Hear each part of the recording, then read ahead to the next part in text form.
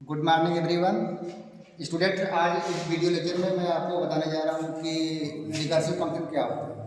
ठीक है, तो इसके पहले हम लोगों ने देखा कि फंक्शन क्या होता है।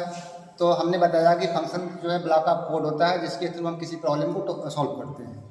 तो देखिए फंक्शन हम बनाते हैं कि हमारे यहाँ क्वेश्चन जनरेट हो रहा है। तो जब हमारा देखिए जो रियल वर्ल्ड इन्वायरमेंट है इसमें होता क्या है, जो प्रॉब्लम है धीरे धीरे कम्प्लेक्सिटी बढ़ता जा रहा है। तो जब प्रॉब्लम का साइज मतलब वेरी वेरी लार्ज होती है तो हम प्रॉब्लम क्या करते हैं, उसको जो छोटे छोटे पार्ट में छोटे छोटे यूनिट में डिवाइड करके हम प्रॉब्लम को आसानी सॉल्व करते हैं।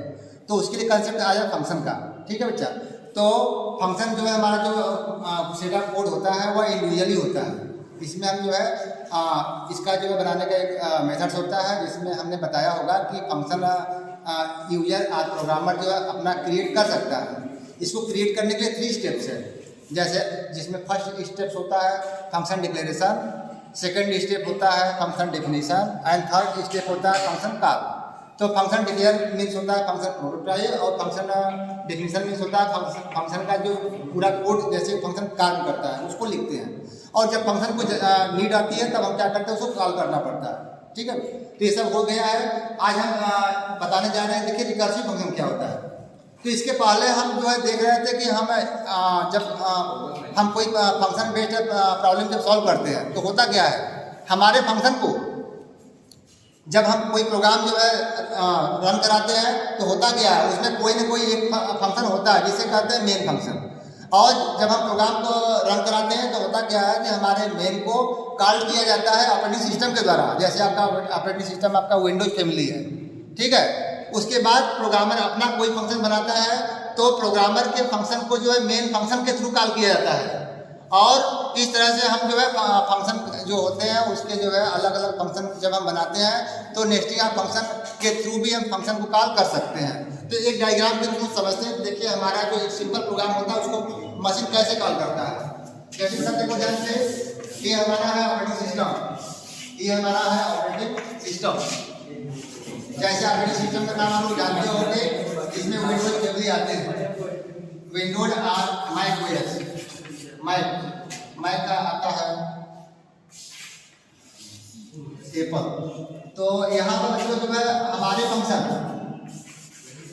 हमारा कोई प्रोग्राम होगा उसमें एक मेन फंक्शन होगा, भले हमने अपना फंक्शन नहीं बनाया, मेन एक होगा। तो जैसे हम किसी प्रॉब्लम को जब रन कराते हैं प्रोग्राम को तो ऑपरेटिंग सिस्टम जो है कॉल करता है मेन को। तो मेन में जो कोड लिखा होता है उसको मशीन क्या करता है, टॉप टू बॉटम प्रोसेस करता है। इसके बाद फिर बात आती है कि सी प्रोग्रामिंग में जो है यूजर अपना फंक्शन बना सकता है। तो मान लेते हैं हमने अपना एक फंक्शन बनाया जिसका नाम है सम ऑफ एनी नंबर या सम ऑफ यंग नंबर का हमने सम करने का कोड लिखा हुआ है। तो अब जैसे मान लेते हैं कि सम को हमने कॉल किया, सम को हम जब कॉल करते हैं तो किसी दूसरे फंक्शन के बॉडी से कॉल कर सकते हैं। तो ये मेन फंक्शन है, इसमें जो है इसके थ्रू हमने जब सम को कॉल किया तो कंट्रोल कहाँ आएगा, सम के ब्लॉक में आएगा। इसके बाद जो सम का कोड लिखा है मशीन क्या करेगा, उसको प्रोसेस करेगा। ठीक है, इसके बाद फिर कंट्रोल बैक होता है, कंट्रोल यहाँ ट्रांसफर होता है। इसके बाद जब कोड पूरा हो जाता है तो कंट्रोल क्या होता है, कंट्रोल उसी जगह आता है, उसी एरिया में जिस जगह से क्या हुआ कंट्रोल ट्रांसफर हुआ है। ये ध्यान देना है। ये तो हो गया पुरानी चीजें। अब जो है देखिए हमने जो है लिखा है रिकर्सिव फंक्शन। तो रिकर्सिव फंक्शन में क्या अंतर क्या है, फंक्शन एंड रिकर्सिव फंक्शन में क्या माइनर डिफरेंस है। तो रिकर्सिव फंक्शन में जो होता क्या है कि जब हम किसी फंक्शन एक फंक्शन दूसरे फंक्शन को कॉल करता है तो वहाँ पर दूसरा फंक्शन वो फंक्शन स्वयं होता है। ये बात यहाँ पर थोड़ा सा अलग है। कहने का अर्थ यह है कि रिकर्सिव फंक्शन जो है में जो है अगर मेन मेथड कॉल कर रहा है तो मेन अपने को ही कॉल करेगा। तो अभी यहाँ पर दूसरे कॉल कर रहा है ना, मेन किसको कॉल कर रहा है, सम को कॉल कर रहा है। मेन के द्वारा कौन कॉल हो रहा है बेटा, सम। लेकिन रिकर्सिव फंक्शन में क्या होता है, रिकर्सिव एक ऐसा फंक्शन होता है कि recursive is a type of function that are called by itself. Recursive ऐसा फंक्शन होता है जो स्वयं अपने को ही कॉल करता है, अपने को कॉल करता है। तो वहाँ पर हम कंडीशनली सेट करते हैं कि कब तक कॉल करेगा। तो जब तक कंडीशन फुलफिल होता है तब तक उसको अपने को कॉल करता रहता है। जैसे कंडीशन पूरा हो जाता है उसके बाद क्या होता है, कंट्रोल बैक हो जाता है या एग्जिट कर जाता है। ठीक है, तो इसको हम लोग एग्जाम्पल के थ्रू देखते हैं। देखिए मेन मेथड का एग्जाम्पल क्या है। जैसे मान लेते हैं हमने मेन मेथड बनाया हमने प्रोग्राम बनाया है, आप एक्सेल फाइल लेंगे, stdio.ts। हम कोई प्रोग्राम जब लिखते हैं ना तो उसकी बॉडी में कोई फंक्शन, उसकी बॉडी में अगर उसी नाम का फिर फंक्शन है तो इस तरह का जो नया एग्जांपल बनेगा वो किसका एग्जांपल होगा? रिकर्सिव फंक्शन का। क्यों? क्योंकि रिकर्सिव फंक्शन जो कॉल करता है अपने आप को कॉल करने का अर्थ है कि उसके बॉडी में वही फंक्शन अगेन अवेलेबल रहेगा। अगर हम इस मेन मेथड को रिकर्सिव का एग्जांपल बनाएंगे तो इसका अर्थ यह है कि इसमें जो बिट कोड लिखेंगे इसके बाद में इसकी बॉडी में क्या आएगा बेटा? मेन मेथड आएगा, ठीक है। इसके बाद फिर क्या है? मेन आएगा, जिसका कोड होगा मेन, जैसे कंट्रोल आएगा फिर क्या ट्रांसफर होगा यहाँ, फिर प्रोसेस करेगा, फिर करता रहेगा। कर रहा है नहीं? रिकर्सिव कर रहा है। तो रिकर्सिव फंक्शन जस्ट लाइक कैसे वर्किंग कर रहा है? एक लूप की तरह कर रहा है। जब लूप की तरह कर रहा है तो इसका अर्थ क्या है? उसमें जैसे लूप में क्या होता है? लूप कब तक चलता है? जब तक कि कोई कंडीशन सेटिस्फाइड होता रहता है। जैसे कंडीशन फेल होता है लूप क्या होता है? टर्मिनेट हो जाता है, ठीक है। तो इस तरह से अगर हम जो है सम फंक्शन का बनाते हैं, एक दूसरा एग्जांपल हम लोग देते हैं जो है कि कैसे जो है, ये तो हो गया कि मेन के अंदर मेन आ गया, जो क्या है किसका एग्जांपल है? रिकर्सिव फंक्शन का। इसकी पहचान है, इसकी बॉडी में क्या रहेगा? वही अवेलेबल रहेगा। अब जैसे मान लीजिए नाम चेंज कर रहे हैं, मान लीजिए कभी प्रोग्राम बनाया बेटा सम का, हमें सम फंक्शन है, इसको रिकर्सिव बनाना है, तो हम क्या करेंगे? इसकी बॉडी में क्या आ जाएगा? सम आ जाएगा। अभी हम लोग ये तो शॉर्ट टैग दे रहा है, अभी एग्जांपल से हम लोग समझेंगे कैसे जो है रिकर्सिव बेस्ड प्रॉब्लम उसको हम सॉल्व करेंगे, ठीक है। तो आइए देखते हैं कुछ एग्जांपल। डेफिनेशन बाद में दे देते हैं बच्चों को। ये function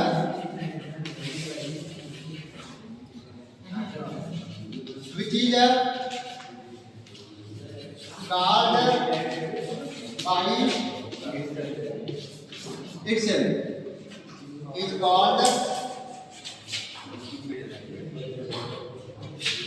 is called recursive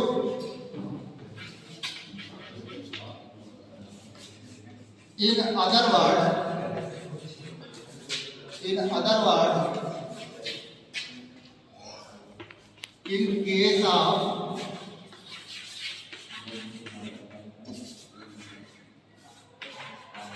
recursive,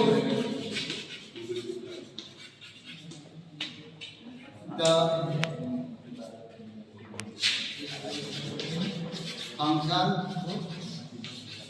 name again in their function definition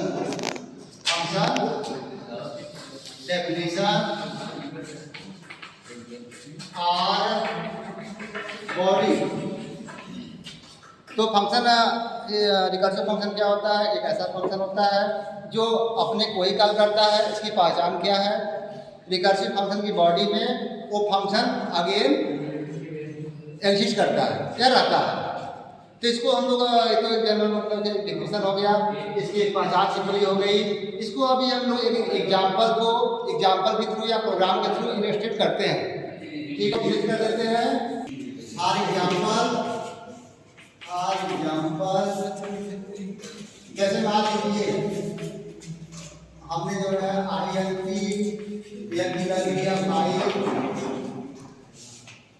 तो आइडियल निकालना है, तो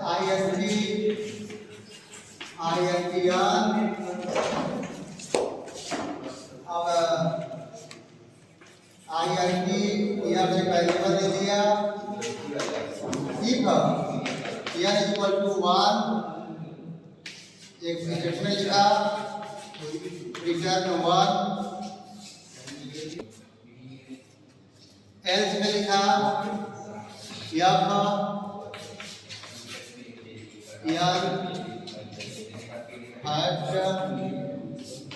n माइनस 1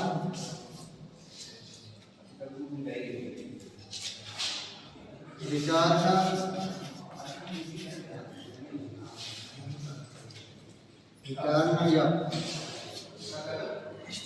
इसको देखिए, मान लेते हैं कि यह आपके सामने कोड है। अभी हो सकता है कि पहचान करना आपको कि रिकर्सिव एग्जाम्पल है कि नहीं। तो अभी हमने जो एग्जाम्पल में क्या बताया बेटा, कोई फंक्शन उसकी बॉडी में वही ना का आगे ना जाएगा तो किसका एग्जाम्पल हो जाएगा बेटा, रिकर्सिव फंक्शन का। तो इस एग्जाम्पल को हम लोग देखते हैं, यह फंक्शन बॉडी है। क्या है, एक फंक्शन है जिनको डिफाइन किया गया है। हैट नाम का फंक्शन है जिसमें एक इंटीजर टाइप का आर्गुमेंट पास किया गया है। ठीक है, तो यहाँ पे देखिए एक लोकल वेरिएबल है या इसकी वैल्यू हमने डिक्लेयर किया है। n की वैल्यू 1 होगा तो ये रिटर्न क्या करेगा, 1 क्यों मैंने लिया है, क्योंकि हम फैक्टोरियल निकाल रहे हैं। तो हमें पता है, प्रोग्रामर को पहले से पता है कि 1 का फैक्टोरियल कितना होता है, 1 होता है। फैक्ट 1 कितना होता है बेटा, 1। हालांकि मैथमेटिक्स कहता है कि फैक्टोरियल 0 और 1 का मान कितना होता है, 1 होता है। दोनों का 1 होता है, तो हम सिंपलिसिटी के लिए जवाब 1 पर ही रोक दे रहे हैं। ओके स्टूडेंट, तो यहाँ पर देखिए कैसे काम करेगा कोड।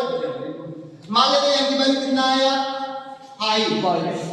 ठीक है, तो है क्योंकि देखिए ये नाम अंदर नेम यहाँ से मैच कर रहा है, कर रहा नहीं, बोलो बेटा मैच कर रहा है। देखिए क्या होगा, जैसे हमारा जब फंक्शन कॉल किया जाएगा तो n कितना आएगा, 5 आएगा। अब देखिए इसके बाद यहाँ आएगा, इसके बाद n की वैल्यू 1 मैच करेगा नहीं, नहीं करेगा ना, कहाँ जाएगा, एल्स में आएगा।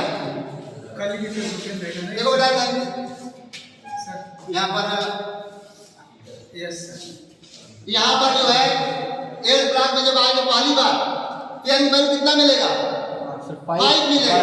तो देखिए कैसे होगा, यहाँ पर असाइनमेंट बाई सॉरी 5 मल्टीप्लाई 5 कितना, 5 माइनस 1 5 का 4 मशीन कंप्लीट कर देगा। ठीक है बेटा, यस सर। अब देखो ध्यान से, जैसे फैक्ट 4 हो जाएगा तो अब ये फंक्शन कॉल का सिंटेक्स है कि नहीं, फंक्शन नेम फॉलोड बाय क्या आर्गुमेंट क्या होता है, फंक्शन कॉल होता है। yes, तो अब मशीन कंट्रोल क्या होगा, फिर फंक्शन का बॉडी सर्च करेगा। तो फंक्शन बॉडी कहाँ मिलेगा, यहाँ है, मशीन मिला कि नहीं, yes, मशीन सर्च कर लेगा। तो फिर क्या होगा, वहां जाएगा ऊपर, जब यहाँ आएगा यहाँ कितना मिलेगा, 4 मिलेगा। तो फिर नीचे आएगा, तो इसमें तो आएगा नहीं, एल्स में आएगा। अच्छा एल्स में आएगा तो n की वैल्यू कितना आएगा, 4 इंटू 5 कितना, 3। इसका मतलब देखिए प्रोग्रेशन हो रहा है यहाँ पर, इसको हम ऐसे एक्सप्लेन करेंगे कि प्रोग्रेशन हो रहा है। तो अगला वैल्यू क्या होगा, 4 इंटू क्या, 5 का 3। बोलो बेटा यस सर। प्रोग्रेशन हुआ, फिर 5 क्या करेगा, 3 कॉल करेगा अपने को ही। yes, तो अगले स्टेप में तो जाएगा, क्या आएगा नीचे, सर 3 आएगा, 3 5 2 फिर अगले स्टेप में जब कॉल करेगा स्वयं, यस सर 2 क्या 5 होगा, 2 5 1 ध्यान दीजिए। जब यहाँ पर एक समय आएगा कि n की वैल्यू कितना आएगा बेटा, 1। तो जब 1 आएगा तो इससे मैच कर जाएगा, कर जाएगा ना। तो जब 1 मैच कर जाएगा क्या कर देगा, 1 देगा।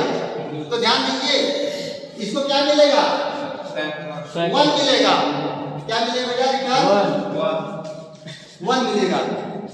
जब रिटर्न 1 मिलेगा तो फैक्ट 1 हो गया, तो 2 इंटू 1 कितना हुआ, 2। अब इसका मान कितना हुआ, 2 हो गया। बोलो बेटा यस सर। इसका मान हो गया 2 मिलेगा, 2।